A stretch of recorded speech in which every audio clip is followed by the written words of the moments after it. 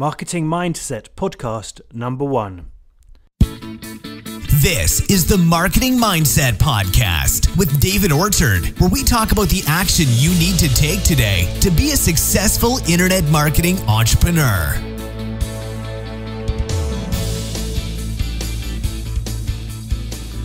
Nathan, thank you very much indeed for being the very first person to talk to me on my podcast series, which is called Marketing Mindset.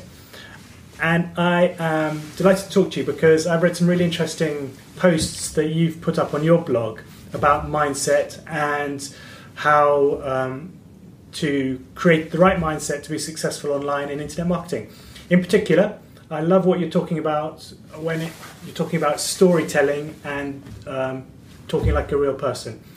So maybe we can kick off with you telling us about the post that you wrote and what your opinion is. Thanks for having me, David. It's really nice. It's really flattering to be the first guest on your show as well. I really appreciate that, and thank you for that. That's the 5 ways to build trust online post. Is that right? Yeah, it was the 5 ways to build trust online. It was talking like a real person, telling stories, taking a stand, solving a problem, and being available. Yeah.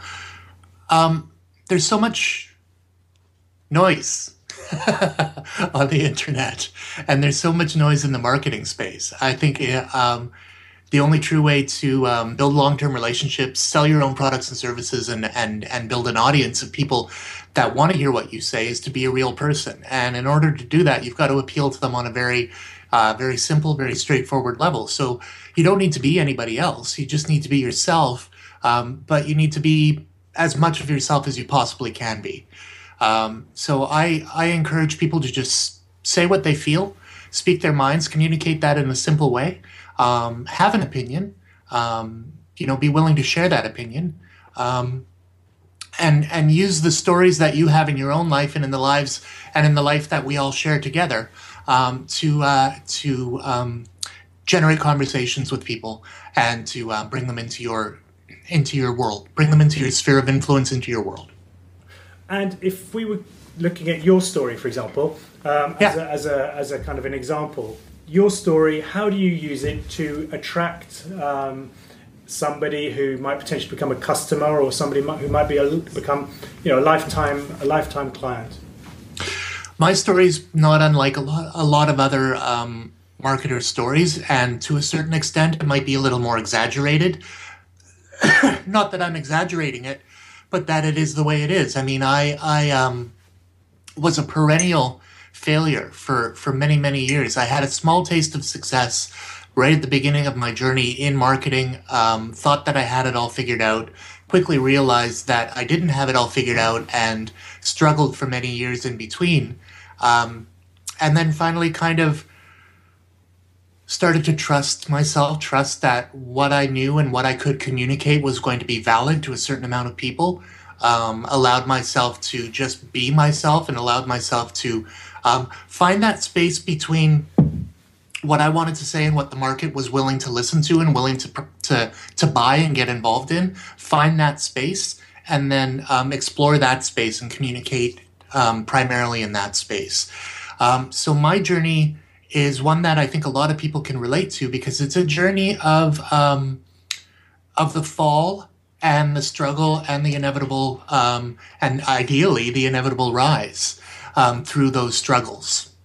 Now, I've seen you actually be very successful over the last 4 or 5 months, which is when I've really been following the IM scene, and you basically kind of sort of burst your visibility became very, very apparent, and I kind of contacted you because you were very visible. So what was the mindset shift that happened to you that made a difference? I think the biggest thing for me was that I realized that I had talents that I could use, that I had kind of put off before or kind of downplayed before. As a full-time job, I have a 9-to-5 Monday to Friday job, and it's as a content marketer.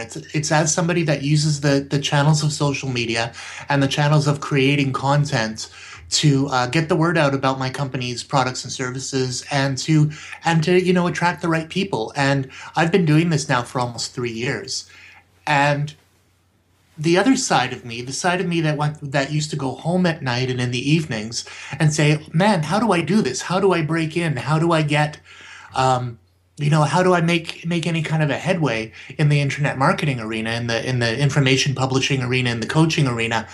And at a certain point, I kind of realized, well, I'm doing this already. I just need to bring it into this other arena. I need to connect with who I really am, and I need to show people who I really am. I need to speak plainly and honestly, and I need to use those strategies that I've used before in order to create a buzz around and at this time, I'm thinking specifically in December of last year, creating a buzz around my first launch. Use all of those talents that I had in my day job to bring to my first launch at the end of December. And since then, I've just tried to do the same thing, more or less. So basically, December was your very first launch. Is that right? In many, many years, yeah. I had a couple of launches in 2011 that sold, a few copies here, a few copies there. But, this was my very first big launch. So essentially, it was a launch on Warrior Plus. Is that correct? It was, yeah. Okay, because basically the two platforms that I'm familiar with at the moment are Warrior Plus and JVZoo. Yes. I want to learn more about ClickBank and other platforms as I go forward. So do I. How did you learn? How did you develop the skill set to make that first launch? So the product creation skill set and the promotion skill set I pretty much already had for the most part. The back end, learning how to navigate and also building websites, building pages. I've had that since 2009, so that wasn't an issue. Here's the pieces that I met. Like I met somebody, Sol Moraney. I met him in the summer of 2014, and we chatted a few times. And I thought, great guy, good guy. You met him personally, or you met him online? On Facebook. Yeah. Pretty much everything for me happens on Facebook as far as relationships and that thing is concerned. And then I got in contact with him at the end of the year and said, I want to launch a product with you, because he had been doing really, really well really quickly. And so we did that. And what he really helped me with was the back-end programming, the Warrior Plus, getting all of everything kind of put together correctly, building a good funnel that would convert, and helping to push beyond just the promotion side of things to the actual building of the relationships thing. So I had all of these different pieces of knowledge that were kind of scattered all over the place. And Saul helped me kind of put them together, add a couple of pieces, and make it so that it was kind of a whole system. Okay, and then you launched that yourself, or was he there with you, launching it with you at the same time? Well, Saul definitely was instrumental in the launch. He helped me, guided me through my first Warrior Plus, set up, checked over my product, made sure everything was okay, referred me to copywriters and to graphics providers and things like that. And then on launch day, he made sure everything was good with me and we launched together. But beyond that, he was kind of, and I really am grateful to him for this, he never JV'd with me. His face and name were never on the product. He supported me, but it really was, I would say, 80% my thing. So he was a kind of mentor, would you say? Very much so. He was very much a mentor to me during that first launch. I know that you've just begun coaching as a coach. Yeah. So you are now kind of returning the favor, if you like. You are now in a position where you are looking to be a mentor and probably are a mentor to other people. How does that relationship work between a mentor and a mentee? Or how should it work, in your opinion? Well, that's a good question. And should it work is even more of an interesting question, because I have a model from coaching that I learned back in 2004, 2005, when I actually spent a year studying coaching. I went to school 5 days a week for life coaching and business coaching. And so I believe that every conversation between the coach and the client is going to be a little bit different. And I think that that I allow the clients to set what they want to do, and then I'm there to help clarify and support. And if I see them falling off the rails, then I'm there to kick their butt a little bit. So each person is going to be a little bit different. I'll give you an example. I have one client right now, and I won't mention names and I won't mention exactly specifically what they're doing, but they really wanted to launch a product, and they said, I have an idea, I want to help, I want to get it out. So what I did initially with them was I just helped them clarify the idea, make it something that the market would be appreciative of. And then I gave him the step-by-step. Here's what you do now, here's what you do now, here's what you do now. And I will follow the same template that I've used ever since Saul coached me, and that I've used on each subsequent launch and learned from other people as well. And we will follow that template together. Now, I have another client who is doing something completely different. It's a larger piece, it's a larger content piece, and it may not necessarily be for Warrior Forum or for JVZoo. As a matter of fact, it looks like it probably won't be. And so I'm helping him with that, but I'm much more hands-off on that. I'm not every week keeping him accountable. He's very self-motivated. So what we do is we get together maybe once a month, once every 3 weeks, and we have a bit of a longer chat on Skype, and we work out things together, and then I set him off, and he does his own thing.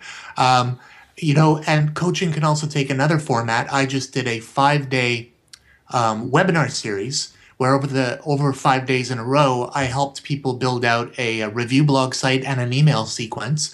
And they would email me in between, and I would email them back. So that was more kind of like a lecture style of coaching. So I'm willing to go with whatever the client thinks is going to work best for them. And then along the way, we'll tweak that as it goes on. That's fascinating, because what I've seen is the word coaching is a bit kind of ambiguous in the IM space, because I see people being mentors because they actually... They're talented individuals and they know what they're talking about, but they don't know how to coach. But they do know how to be a mentor. And I think it's an interesting difference, because a coach is, as I understand it, going to have a model. There's the GROW model, seems to be very, very talked about, and a coaching model is about kind of being in the present with your the person you're working with, and not necessarily knowing more than they do, but observing the way that they're doing it, and the language that they're using, and putting them into the right space for them to be successful. Whereas a mentor is, to my mind, somebody who's got a particular skill set that maybe the person, the student wants or needs, and the mentor passes that skill set over and allows the mentee to become successful through that transfer of information. There is a kind of moment when personal chemistry comes into it, and the skill of communication comes into it, because sometimes the mentor, knows their stuff, but they're probably not particularly. Maybe they don't have a background in teaching or a background in skill sharing, and I think there's a real role now for coaches who actually can do it as well. So I'm very fascinated to follow your journey. We were talking about the hero's journey, and it's something that interests me a lot. The structure of communication and the path through a particular activity. How have you kind of identified with the hero's journey on your path right now? It's funny because I don't consciously think about, any of us living the hero's journey as we do it, but we tend to go, we tend to adopt it or kind of live parts of it as we go through. The first thing that, and I'm externalizing this a little bit, I'm going to talk with some yous, but I'm applying them to myself. I think in order to live the hero's journey, you have to have a goal. You have to have some kind of a purpose in your life that you feel that you want to fulfill. Whether that be family-oriented, career-oriented, spiritual, whatever it might be, could be a combination. If you don't have that challenge that you're willing to rise to, or that thing that you're willing to fight for or go on the journey to fight for, then you're never going to have a hero's journey. You'll have a hero's journey in the day. You'll be like, man, I'm fighting through this traffic and it's a real pain in the butt, and I got to the office, and that's like a mini hero's journey, or you have a challenge at work and you overcome that challenge at work, and that's a hero's journey, and it can be structured and told as a hero's journey. So we all live them, in small ways day to day. But the real one, the big one that we're all talking about, what that Campbell talks about, you need to find something that excites you, that gives you purpose in your life, and that you're willing to commit to. And for me, it's been this particular model. It's been this particular way, creating information, sharing information, teaching, training other people, how to turn what they have inside of them into a business that can sustain them. And it's been up and down, but I feel like I'm kind of starting to, face my own dark side, my own fears, and move through and start to find some kind of success. I don't know, I was convoluted, but... No, but I found actually, I've found 2 or 3 people very inspirational for me in the last, 6 months, and you're certainly one of them. Thank you, man. That's really... in particular, because some of the things that you do, I can kind of identify with, and some of the areas of your expertise are things that interest me as well, in terms of the products that you put out there. I mean, I know that you are into Instagram and such, visual kind of communication, which is something that I like. So that's probably why I kind of subconsciously kind of always look out for your stuff, basically. Now, talking about stuff and content, I've seen in another one of your posts a very clear analysis of what we should be trying to do when we're in the IM space, trying to get noticed. Maybe you could just go over what your kind of principle is when you're creating content and trying to get a result from that content. Sure. I did that post coming up close to about a year ago. It's a different model. A lot of people think, you get your traffic, you drive it to an offer, you make sales. And on a very basic level, that's what it's about. But my belief and my model is based around you being a persona or a person that people just like. They like you enough that they're willing to buy your stuff or at least look at your stuff, no matter what it is, because they like you as a person. And in order to do that, you've got to get yourself out there. And the only way to get yourself out there on the internet is to create content. And so it can be videos, it can be articles, it can be podcasts like we're doing right now. It can be one thing that I've noticed myself recently is that I'll go on a rant on Facebook and I will do, 4 or 5 paragraphs of stuff on Facebook, and it will gather a lot of action and a lot of heat. And I'm just being myself. I'm a little bit of a cynic. I'm a little bit of a misanthrope, but I also think that I have a decent sense of humor.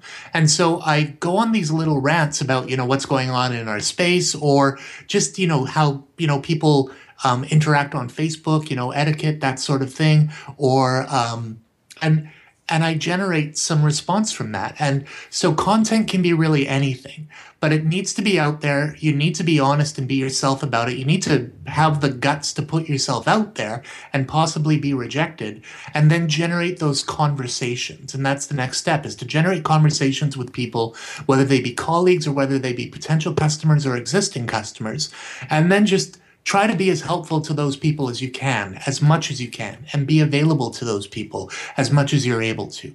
And then from there, you will see conversions. You will find people from those conversations that like your stuff enough to buy it. And then you have customers, and then you can help those customers succeed even more. And as you help those customers succeed even more, they may want to buy your higher ticket items. They might want to get invested with you as a coach.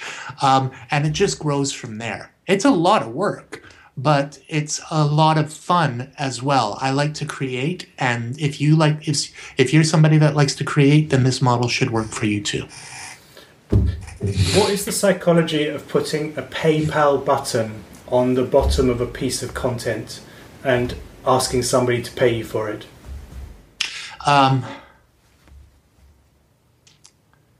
That's a really interesting question. I think if you like my content enough and you want me to keep doing it, you'll pay me for it.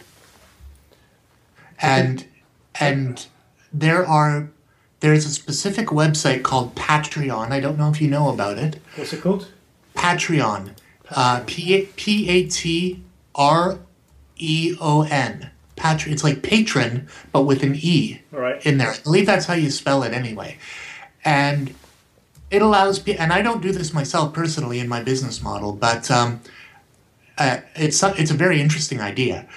It's for content producers, and people can sponsor those content producers on a monthly basis in order for them to keep producing content. So I know a guy here locally in British Columbia. His name's Steve Dotto, and he's got over 100,000 subscribers on YouTube, I believe, and he produces a piece of content every single day on YouTube, I think 5 days a week.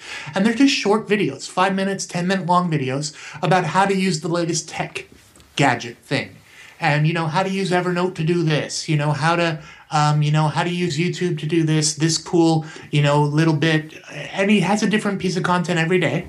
And he teaches and he coaches people. And he has a Patreon campaign. And he says, if you like what I do, if you like my channel, if you like the stuff that I produce, subscribe to my YouTube channel and consider supporting me on Patreon with $5 a month or something like that. And I know a couple other people in our space that do it. And it's because their chief business model is around producing and teaching through their content.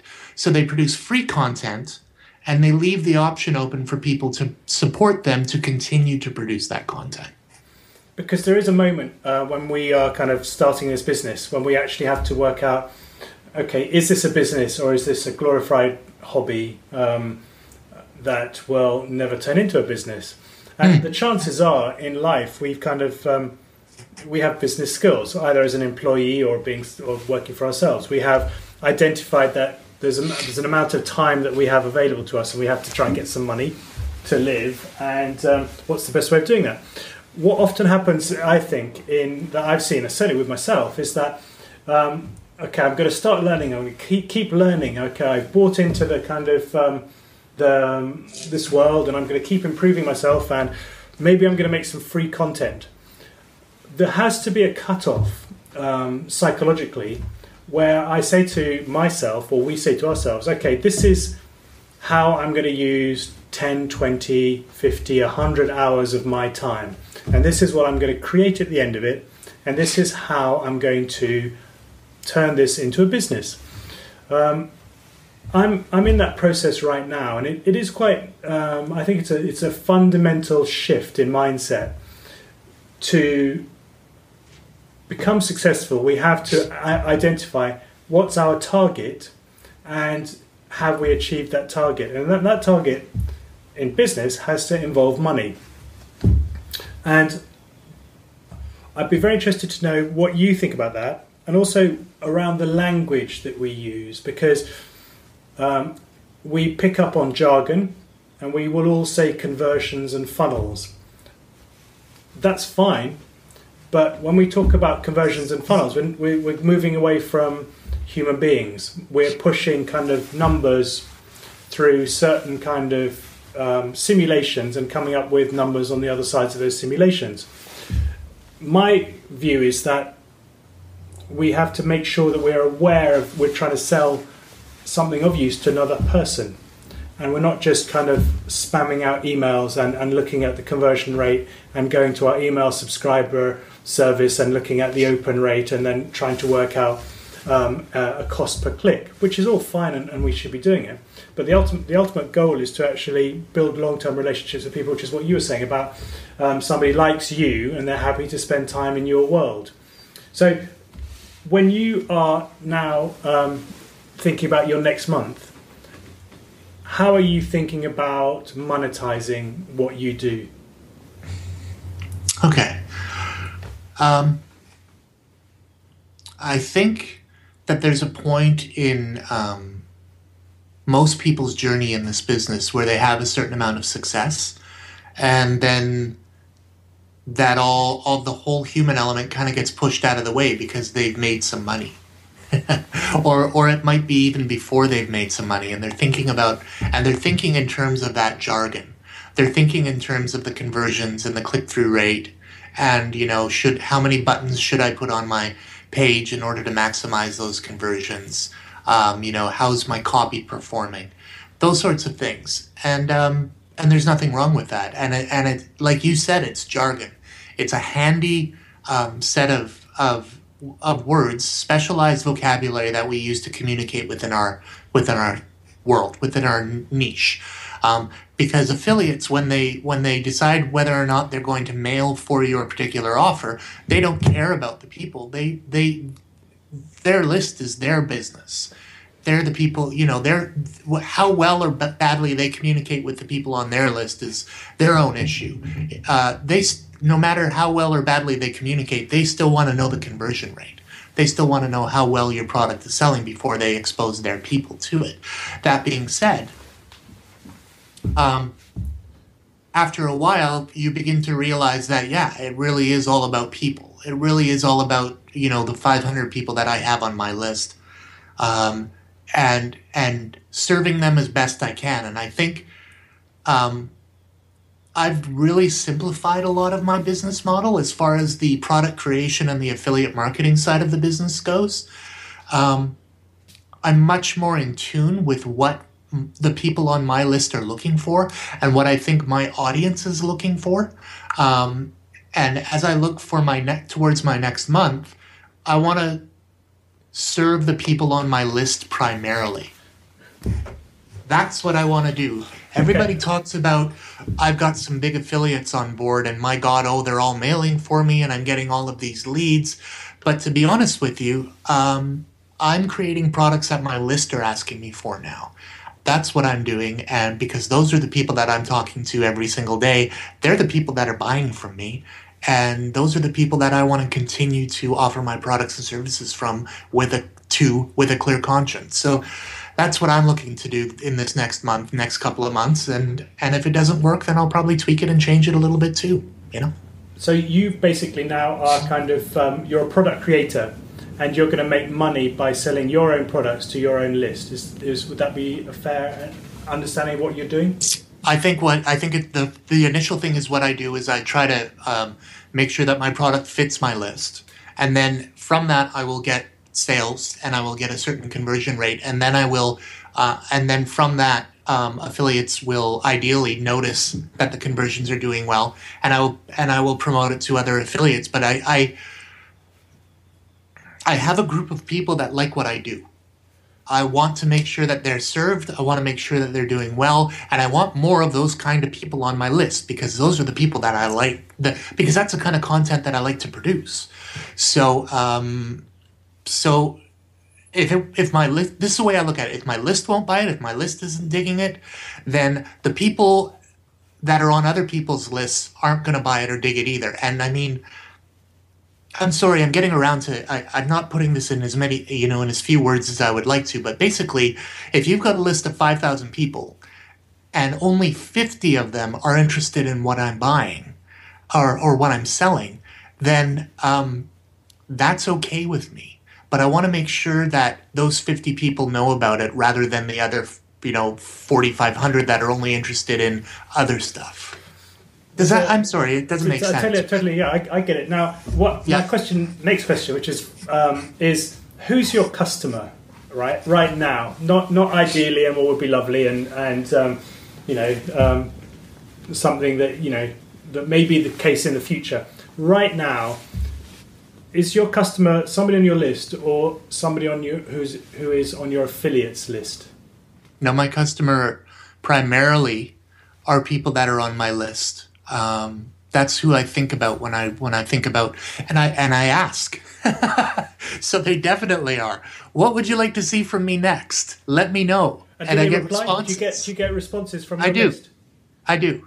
I get replies. People say, well, I'm struggling with this, or I'm struggling with this, or I really liked what you said about this, or I don't like this, and I will ask, and I ask constantly. I ask like once every couple of weeks, what are you struggling with right now? And I've got like 4 products in the pipeline that are ready, not are ready to go, but that I'm ready to start building out.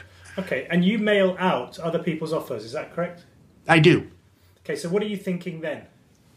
I'm thinking what's going to fit. Yeah. Now, when I first started, I would mail anything under the sun, but I don't do that anymore. So now I think what's going to fit, or is it going to help them? This last product that I'm currently mailing for is a really, really solid traffic product.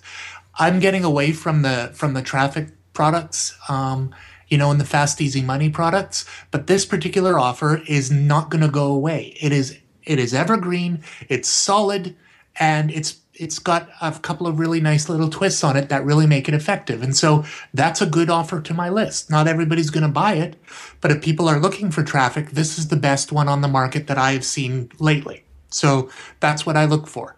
Cool. Next question, and it's a real question. How do you brand yourself when you are mailing an offer that 100 other people are also mailing, probably to the same pool of potential buyers? I used to struggle with that, and I still do. But branding yourself, you don't brand yourself when you're promoting. You brand yourself before you promote. You brand yourself through the conversations that you have with your list, and through the things that you share with your list.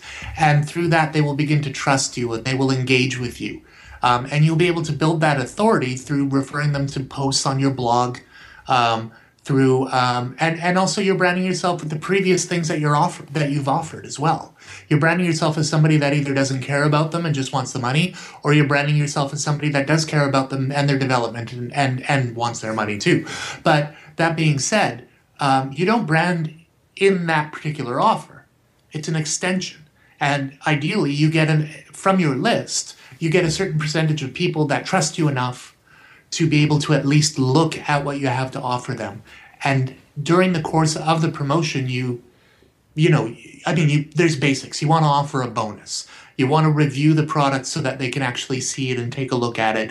You want to do a video review or a write-up review of the product. And like I said, do you always do that? You always would do that. Is that correct? I've probably done about 10 or 12 product reviews. And before, I would only do a product review for something that I thought was really good or really special. Now I've decided that I'm only mailing for things that I think are really good or really special. So yes, I will be doing product reviews for everything from here on out. Cool. I tell you what, it's just simply interesting for me. Sometimes we all get emails. We're all on everyone's list, so we all see what everyone else does, and whether people are just sending out the swipe email. Sure. Sometimes, which probably is going to work really well for certain issues, certain offers.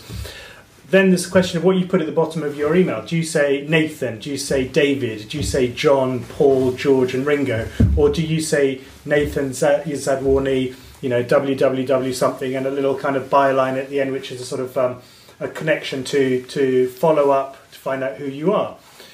At the moment, I'm kind of just beginning to sort of get my skills together in terms of mailing and trying to repay the favors to other people who've mailed for me, which I think is part of the game, and I kind of feel that we have to. The people who will do well will be those of us who are open about who we are. This is me. If you want to check me out, this is where you can go to, rather than just signing off as David or just one little catch you later my Christian name. Even though ultimately what you're kind of working towards is just being in a lottery where everybody sends the same email. If you happen to send the same email and get to the top of the list of the inbox of your prospect, and that they're only going to look at the first 10 emails because that's the way the world works, and chances are they're going to skim through it. If it's $4 and the offer is about Facebook and they're just trying to write a Facebook ad that day, they will just click it. And there's a moment when we have to balance, I think, those two things, which is being in front of our customers, which is pretty fundamental, to actually then building a relationship, or potentially trying to build a relationship. I'm struggling with that at the moment, and I'm very interested to kind of hear what you're doing, because you're further down the path than me. Okay, so I mean, I do refer people to my blog. I do refer people to my latest blog post or review post or talk about something that happened on social media or whatever it might be. The content production thing is something that I've fallen by the wayside a little bit in the last couple of months, but I need to pick that up again. So, but in my emails, I often ask questions, or I tell a story, or just kind of try to put a question in somebody's mind. Yeah. What would it be like if you weren't struggling with this anymore? That sort of thing, and that might lead to a promotion, or it might not. But I'm just trying to keep engaged with people. I tell you, basically, I would love to be, being a super friendly storyteller in my emails. I tried doing that on a couple of occasions, and when you analyse your emails to see whether people have unsubscribed, and secondly whether they've complained about you. Sure. Basically, what I discovered is when I started engaging people in the story of my life, they said, "You are a spammer, and I'm going to complain." How many people said that? Enough for me to look on the internet as to kind of, I started in January because I began to have a list in January. So then I started working, and you need to know what are the standard benchmarks of unsubscribes, followed through to kind of what's the next one, which is a complaint. And I realised that when I was being a kind of storyteller, I was going towards unacceptable, namely that my account would be flagged as spam, and probably my emails wouldn't get sent through. So then I started experimenting, just sending people swipes, and nobody complained at all, which kind of certainly was an eye-opener, because sometimes what we think is the way to go, compared with the results of a test, different. And I'm now kind of in the process of working out what's the right thing to do, and I haven't got the answer. So it's I think it'll be an interesting 3 or 4 months for me. I've got some ideas, but certainly ultimately it's testing that gives you the information that you have to act on, really. I don't think that I'm any kind of an email marketing expert or anything. I do get consistently high conversions when I promote things, though, and I do get engagement from my email list. And so, what I do is I brand myself right out of the gate. So the very first few emails that people respond when they get onto, or that I send when I get onto my list, I do the branding. I tell them who I am. I tell them what to expect. Have you got a sequence? Do you send out a sequence? I've worked on it, and I've got a standard sequence now that brands me, that hopefully gets them involved and engaged right away out the gate. With free content added to it, or well, I refer them to my blog posts. Yeah, and that's part of the reason why the blog posts are there, is to supplement the email. The email, right?